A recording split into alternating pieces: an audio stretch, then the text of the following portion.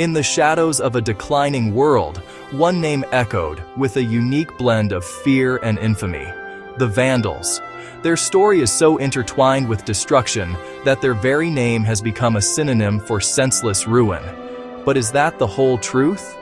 To understand the people who would shake the foundations of Rome itself, we must look beyond the label and journey back to a time of chaos, migration, and the birth of a new power. Their tale begins not in flames, but in the vast, ancient forests of Central Europe. Long before they were a Mediterranean naval power, the Vandals were a confederation of Germanic tribes, likely originating near modern-day Poland. For centuries, they lived on the periphery of the Roman world, a distant people known through the cautious reports of traders and legionaries. They were farmers and warriors, caught between the immense gravity of the Roman Empire to their south and the growing pressure of other migrating peoples, like the Goths, to their east. Their early history is pieced together from fragments, Roman accounts, archaeological finds, and the echoes of their lost language. It was a world defined by survival, tribal allegiance, and the ever-present shadow of their powerful, sprawling neighbor. But the relative stability of this world was about to be shattered. The catalyst for their epic migration came from the east, in the form of the Huns.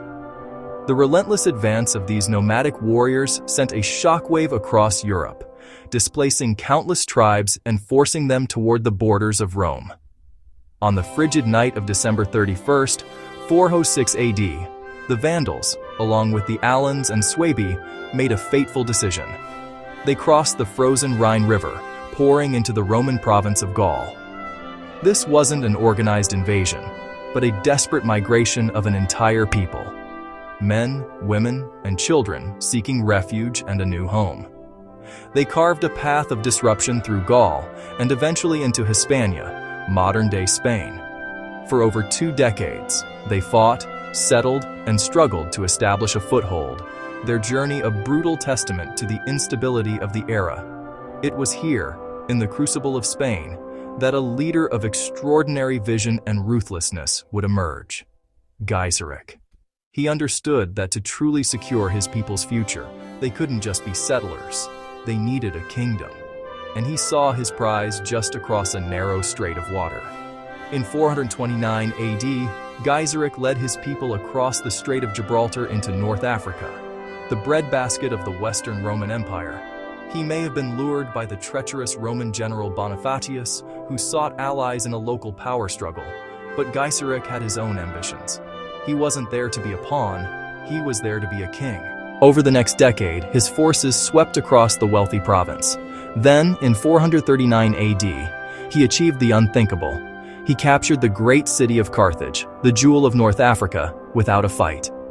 With Carthage as his capital, Gaiseric transformed his people from a wandering tribe into a formidable kingdom. He seized the Roman fleet and turned the Vandals into masters of the Mediterranean. Their ships, once used for migration, now became instruments of power, raiding Sicily, Sardinia, and the coasts of Italy, controlling the vital sea lanes that fed Rome itself. The Vandal kingdom of North Africa was a unique entity, a Germanic, Aryan Christian elite ruling over a Romanized, Nicene Christian population. They minted their own coins, adopted Roman administrative practices, and created a vibrant, if tense, society. Before we reveal how they pulled off one of history's most audacious sacks, hit subscribe to join our exploration of these incredible lost worlds. In 455 AD, political chaos erupted in Rome. The Emperor Valentinian III was assassinated, creating a power vacuum that Gaiseric was perfectly positioned to exploit. He sailed his fleet directly to the mouth of the Tiber, and the Eternal City, its defenses in disarray, was helpless. But what followed was not the wild, fiery destruction that their name now implies. When the Vandals marched through the gates of Rome, they came not with torches, but with carts. Gaiseric had negotiated with Pope Leo I, agreeing to spare the city's buildings and its people from slaughter. In return, he was granted 2 weeks to systematically and methodically strip Rome of its wealth. For 14 days, the Vandals emptied the palaces and temples, loading their ships with gold, silver, imperial regalia, and priceless artifacts, including treasures taken from the temple in Jerusalem centuries earlier. It was an organized, logistical masterpiece of plunder, a transfer of wealth that left a scar on the Roman psyche so deep that the term vandalism would forever be associated with their name. Yet their own empire, built so quickly, would vanish just as fast. After Geiseric's death, a series of weaker kings and internal religious conflicts weakened the kingdom. In 533 AD, the Byzantine Emperor Justinian dispatched his brilliant general, Belisarius, to reclaim North Africa. In a swift and decisive campaign, the Vandal army was shattered, their king captured, and their kingdom absorbed into the Eastern Roman Empire.